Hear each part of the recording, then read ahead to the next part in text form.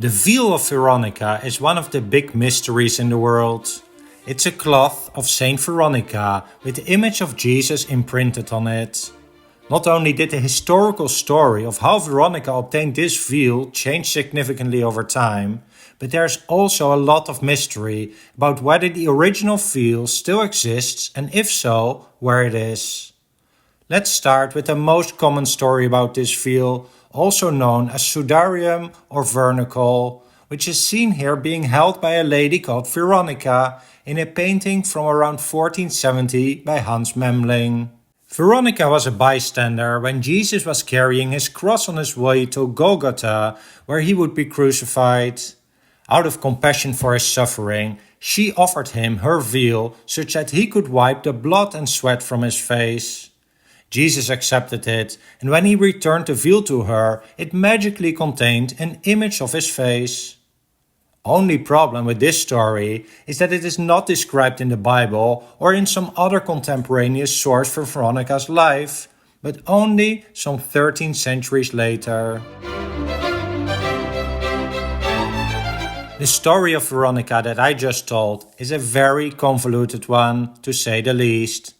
Veronica's name was first mentioned in a 4th century apocryphal gospel, the Acts of Pilate, also known as the Gospel of Nicodemus.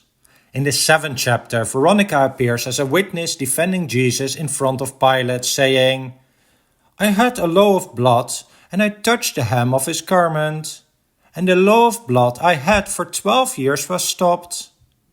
It refers back to a story from chapter 5 of the Gospel of Mark, where an unnamed woman touched the coat of Jesus, which healed her from a severe bleeding. It's a totally different story than Jesus wiping his face with a veil, but some main ingredients are present: Jesus, a lady, a bleeding and a garment.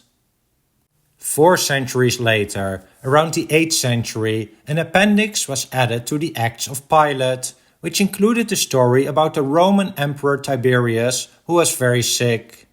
He had heard that Jesus may be able to help him, but Jesus had already been crucified. Instead, he discovers that there is a lady named Veronica who was healed from a hemorrhage by Jesus, and that she has made a painting of Jesus afterwards.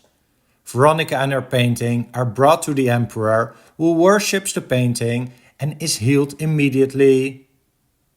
Many variations of this story were developed afterwards. Some of them started to make some link between Veronica and the crucifixion of Jesus, and some would say that the portrait she owned was given to her by Jesus and not painted by herself. By the 11th century, another story appeared in which Jesus had invited Veronica over for dinner, when Jesus washes his face and dries it with a cloth, after which miraculously his image has appeared on the cloth, which is the first time that a cloth has been introduced to the story.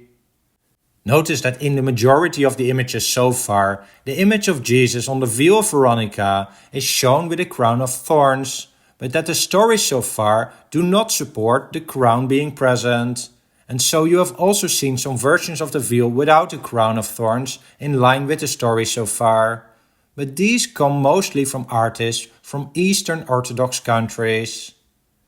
Finally, in the year 1230, the connection between Veronica and the Passion of Christ was made when Veronica is quoted to say the following: "When my Lord, on the day that the holy prophet was led away to be crucified, I passed before him carrying a piece of cloth to sell. He called me and beseeched me to lend him his cloth to wipe his face, which was dripping with sweat. After he had done so, I folded the cloth and took it home. And when I unfolded it, I found Jesus' face as clear as if it had been painted on a wall. Since then I have kept it, and no matter how sick I have been, once I looked at it, I was completely healed." At the bottom left of this painting by a follower of Bosch, you can see Veronica present with a veil. So, by the 13th century, the story is finally getting pretty close to the story most of us know today about the Veil of Veronica, with the depiction of the face of Jesus on it. And notice that within the Catholic Church, the Veil of Veronica is known as one of the 14 stations of the cross, very important moments on Jesus' trip from his conviction to his crucifixion. Now that we have an idea how this story has developed over time, it may not come as a surprise that there is also a lot of debate about the existence of the veil, not only whether it really exists, but also which of the several ones claimed to be the real one may be the original one. The reason for that is that the veil has been associated with several miracles, like stories where people who looked at it have miraculously been healed from their diseases.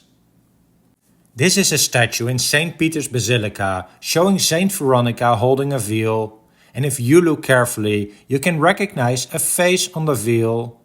It's no coincidence that this large statue is in St. Peter's Basilica, as it is generally believed that the Veil of Veronica is owned by the Vatican, or at least at some point in time. In fact, every year on the 5th Sunday of Lent, Passion Sunday, the veil is ceremonially shown in St. Peter's. So now you would like to see some good images of how that veil really looks like. But that is part of its mystery. Because of its sacredness, the Veil of Veronica, whichever version is the true one, is rarely shown, and also almost no good photos of it exist. I do have some low-resolution images of the veil in St. Peter's and in other locations. From left to right you can see the veil in the Vatican, a version in Alicante, one in Jaén, both located in Spain, and a version in Vienna. For the last version, the one in Vienna, I have obtained a higher quality image so you can get an idea of how the face of Jesus on the veil looks like. This is a painted copy of the version in the Vatican as made around 1660 by Pietro Strozzi, who was secretary of the Pope at that time. It is considered to have some authenticity, as Strozzi did not seem to have idealized the image, which is still pretty vague. Around the year 700, the supposed Veil of Veronica was first documented as being in the Vatican, and records show that it has probably remained there until the early 1500s. But at the sack of Rome in 1527, some reports say that the veil has gone missing, and what happened to it is part of its mystery. A century later, it was reported that the veil had been found again in the Vatican though, and that was the version that Pietro Strozzi copied.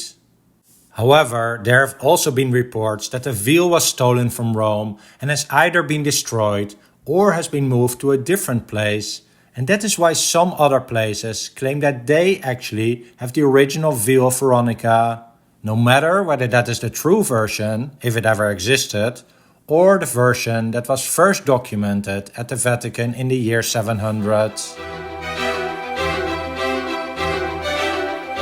A few weeks ago, I made a video about how Jesus is depicted in art, and I put a link to that video here. The Veil of Veronica is one of the common themes in which the face of Jesus plays a central role and an important argument on why Jesus is often depicted in the way that he is, with long hair and a beard. There are more of these supposed original depictions of Jesus, like the Shroud of Turin, the Camuliana, the Shroud of Oviedo, etc., but none of them are without mystery, leaving them intriguing subjects for the centuries to come. Well, I hope you enjoyed this video, and if you did, please share your thoughts about the Veil of Veronica or any related subject in the comment section down below. And don't forget to hit the like and subscribe buttons to help the channel. Thanks for watching.